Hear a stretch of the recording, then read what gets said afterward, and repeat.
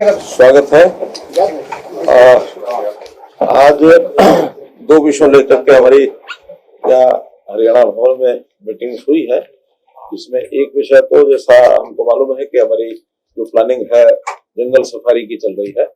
जंगल safari के विषय में लेकर के केंद्र सरकार की ओर से भी जो MOEF के अधिकारी होते हैं उनके साथ और हमारे टूरिज्म डिपार्टमेंट और हमारा जो फॉरेस्ट डिपार्टमेंट, उनको सबको लेकर के कई जो पेंडिंग इश्यूज हैं उसको चर्चा होती है। तो आज कई चीजों को जो प्रोसेस में थी उसको थोड़ा गति देने के लिए आज हमने ये बैठक रखी थी। 10,000 एकड़ पर ये जो है सफारी के लिए जगह चिन्हित की गई है और उसमें कुछ फॉर्मेलिटीज है, खास करके कारपोरेशन गुरुग्राम, कारपोरेशन मानेसर और म्यूनिसिपैलिटी सोना, उनको कहा गया है कि 7 दिन के अंदर हम सारी फॉर्मेलिटीज पूरी करें।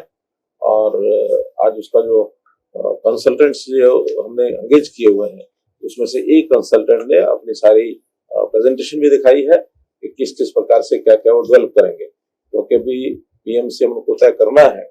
इसलिए 2 PMCs आए हुए, उसमें से एक हमने आज प्रेजेंटेशन देखी है, एक और देखेंगे, फिर दोनों में से जो भी अच्छा लगेगा उसको फाइनल करेंगे। लेकिन जो बताया गया उस कंसल्टेंट ने बहुत अच्छा विस्तार से और बहुत अच्छी जो वर्ल्ड स्पीशीज जितनी भी जू की होती हैं वो सब उन्होंने बताई क्या क्या कैसे कैसे करेंगे। और जो इंडिजिनस हमारे जो अपने देश के भी इस प्रकार के जो जंगल में पाए जाने वाले जितने भी स्पीशीज हैं जानवरों की, उनका भी अलग से सेपरेट उसमें रहेगा। और ये एजुकेटिव भी होगा और ये एक प्रकार से मनोरंजन भी होगा। हर दृष्टि से एक वर्ल्ड का सबसे बड़ा ये जंगल सफारी होगा। तो इस पर बहुत जल्दी काम शुरू करके, और हम समझते हैं कि जो हम 2 साल का का टारगेट जो रखा है उसमें फेज 1 कम से कम कंप्लीट होगा। तो लंबा प्रोजेक्ट है, इसको 3 फेज में करके बनाया जा रहा है।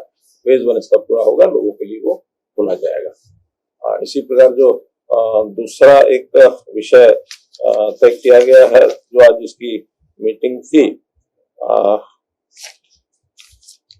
वो है राखीगढ़ी म्यूजियम।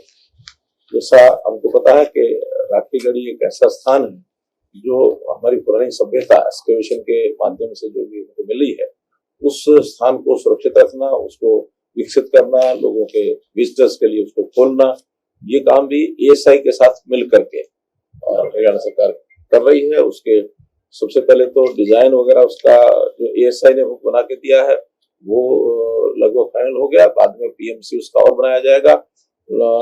विजिटर्स के लिए कैसे और आकर्षक बनाया जाए, इस पर भी कुछ विचार हुआ है और उस पर भी टाइमलाइन हमने शुरू की है कि एक उस काम को करने के लिए PMC नियुक्त जो करना है उसका टेंडर अब हो जाएगा। 15 जुलाई तक टेंडर होगा और 15 अगस्त तक हम उसको फाइनल कर लेंगे।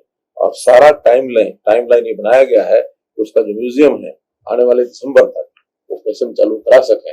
इस प्रकार से इन सारे विषयों को डिटेलिंग जो सब हुई है, डिपार्टमेंट्स के लोग मिलकर के, इधर ASI टूरिज्म डिपार्टमेंट और उधर फॉरेस्ट डिपार्टमेंट, केंद्र का जो हमारे ministry of environment and forest, ये सब मिल करके इन कामों को आगे बढ़ाएं, इसके लिए आज दोनों मीटिंग संपन्न। इसमें कोई तो नहीं, हरियाणा सरकार की बहुत अच्छी पहल है दिल्ली NCR में टूरिज्म की दृष्टि से इसको और आकर्षण के लिए, हालांकि आपने कहा अलग अलग सेक्टर्स होंगे, लेकिन इस तरीके से चाहे वो होटल इंडस्ट्री के तमाम लोग आएंगे, उसको लेकर क्या कुछ खास आकर्षण का रहने वाला है। हम जंगल सफारी की बात कर रहे हैं, इसको लेकर के कि किस तरीके से लोगों के लिए एडवेंचर के लिए तमाम को लेकर भी कुछ बात की जा रही है।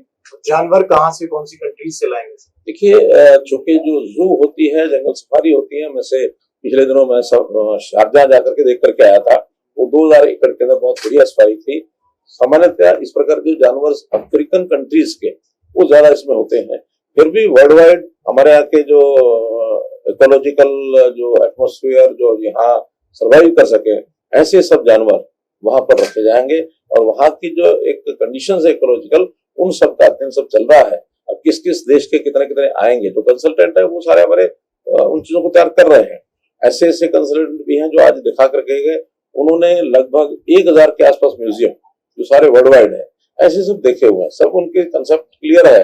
लेकिन जैसे ये आगे हमारा और यानी जो पीयर कंसल्टेंट तय होगा वो उसकी डिटेल बताएंगे, फिर उसमें जो भी हमारा स्थान है उसके ऊपर पानी की व्यवस्था कैसे होगी, मौसम कैसा है, कौन कौन से वहां से यानी लाए जा सकते हैं। कुछ माइग्रेटरी बर्ड्स पहले से आते हैं, जैसे सुल्तानपुर है, इसमें माइग्रेटिव बर्ड्स आते हैं। वहां भी अगर कोई लेक वगैरह इस प्रकार की व्यवस्था बनेगी, पानी का स्टोरेज अगर होता है, तो माइग्रेटिव बर्ड्स का भी एक अपने आप में सारा विषय होगा। हर प्रकार के स्पीशीज होंगे, मैमल्स भी होंगे, उसमें जितने भी जानवर हैं, सब तरह के जानवरों को जो वर्ल्ड वाइड ऐसी स्पीशीज है विशेष, लोगों के आकर्षण का जो केंद्र बने, एजुकेटिव भी हो, रिसर्च भी हो, मनोरंजन भी हो, इन सब चीजों के लिए डिटेल्स धीरे धीरे तय हो। सर, ये पूरा जो प्रोजेक्ट है दिल्ली एनसीआर के लिहाज से भी काफी महत्वपूर्ण है कि भाई गुड़गांव में और 2-3 डिस्ट्रिक्ट को कन्वर्ट करता है। दो बड़े मोटिव इससे क्या क्या हल होंगे? हमको जो बाहर से नजर आता है कि भाई पर्यावरण में वो एरिया उससे सेफ हो जाएगा, और टूरिज्म के लिहाज से भी इसकी एक अलग पहचान है। टूरिस्ट बहुत आएगा, और अध्ययन के लिए जो होता है, इस प्रकार के लोग जो है रुचि रखने वाले, ऐसे जो भी सफारी पार्क होते हैं, वो वर्ल्ड वाइड लोग जाते हैं, उनका अपना एक अध्ययन करने की रुचि होती है। और इस प्रकार की जो स्पीशीज है जो विलुप्त होती जा रही है, उनको बचाने के लिए भी एक इस प्रकार के केंद्रों का, उनको सेफ सुरक्षित रखने के स्थान होते हैं। वरना बहुत ऐसी स्पीशीज हैं जो इतिहास में तो मिलती हैं, अब प्राय लुप्त होती जा रही हैं। तो ऐसे लुप्त होने वाली जो प्रजातियां हैं, उनको इन जू के माध्यम से भी बचाया जा सकता है, उनको लोगों को दिखाया जा सकता है। करनाल में एक कुएं की तस्वीर आई थी, कुआं काफी पुराना था, तो कई हरियाणा की जो धरोहर जो आप लोगों की मुहिम है उसको बचाने की 2-3 जानकारी आपके संज्ञान में भी सर आई होगी। करनाल के कुआं था, कई हजारों वर्ष पुराना है, कई चीजें ऐसी और हरियाणा में निकल कर आ रही है, उनको सब क्लब करके कहीं ना कहीं सबको प्रिजर्व करने की ओर हरियाणा सरकार बढ़ेगी। ज्योग्राफिकल एरिया अगर हम देखें तो हरियाणा जैसा छोटा राज्य है, जो इस प्रकार के पुरातत्व से जुड़ी हुई चीजें हैं, संख्या में देखें तो हरियाणा में देश के सब राज्यों से ज्यादा हरियाणा का स्थान पाया जाता है। नंबर 2 पर अगर कहीं है तो गुजरात में है। कुछ एरिया जो ये सभ्यता, जो पुरानी सरस्वती काल की ये जो सभ्यता है, इस सभ्यता के जो अवशेष हैं, वो इन हरियाणा के क्षेत्रों में बहुत बड़े स्थानों पर जगह जगह टीले जो मिल रहे हैं, उन टीलों की खुदाई की जा रही है। उदाहरण के रूप में रोहतक का जो खोखरा कोट है, इसी प्रकार अग्रोहा का जो एक बड़ा टीला है, सिरसा में तेड़ है, ऐसे ही ये जो राखीगढ़ी है, या फतेहाबाद में स्थान है, फतेहाबाद का एक स्थान है कुनाल, वो है। तो ऐसे बहुत स्थान बड़े बड़े हैं जिनके ऊपर इन स्थानों का अध्ययन करने के बाद प्राचीन सभ्यता, वो यहाँ सिंधु सभ्यता के जो अवशेष है वो सब मिल रहे हैं।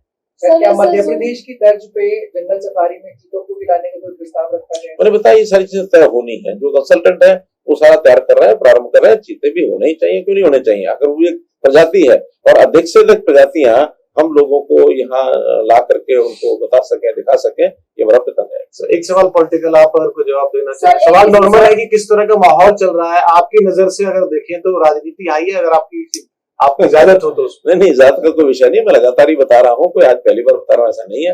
हरियाणा में वातावरण में जो बातें हैं वो आपको पहले ही बताई है कि जनता ऐसा महसूस करती है कि जिस प्रकार की शासन की व्यवस्था है अब उन्होंने देखी है, पहले कभी 10 साल पहले उनको कल्पना भी नहीं की थी कि इस प्रकार की व्यवस्थाएं भी बनेगी। आज जनता का हर व्यक्ति, चाहे वो गरीब है, अमीर है, मध्यवर्गीय है, उद्योगपति है, विद्यार्थी है, या किसान है, या रिटायर्ड आदमी है, कोई भी है, सबको ये महसूस होता है कि हमारी आवश्यकता हम जो है सरकार को जानकारी होते ही उसकी डिलीवरी शुरू कर देते हैं। और डिलीवरी में अपने पास बुला करके हम नहीं देते, हम उनके घर पर जाकर के देते हैं। प्रोएक्टिव गवर्नमेंट क्या होती है ये लोग जो है हमको भी बताते हैं। मैं जनसंवाद के कार्यक्रम में लगातार जा रहा हूँ, 5 जिले होके आया हूँ, अभी मेरे 15 तारीख के बाद और कार्यक्रम शुरू हो जाएंगे। तो इन जनसंवाद के कार्यक्रम में न केवल मैं जा रहा हूँ बल्कि हमारे मंत्री भी जाने लगे हैं। तो सब जगह जाने के बाद एक ही फीडबैक हमको मिल रहा है कि हमें इस सरकार से जो पारदर्शी ढंग से, बिना किसी भेदभाव के, और हर किसी व्यक्ति की जिसकी जो जरूरत होती है, जिसके अधिकार है, वो अधिकार उसको दिए जा रहे हैं। कोई भी व्यक्ति कहे कि मेरे अधिकार मुझे नहीं मिल रहे, हम उसके लिए तैयार हैं, उसको वो अधिकार तुरंत मिलेंगे। कोई किसी का विषय छोड़ा नहीं जाता है।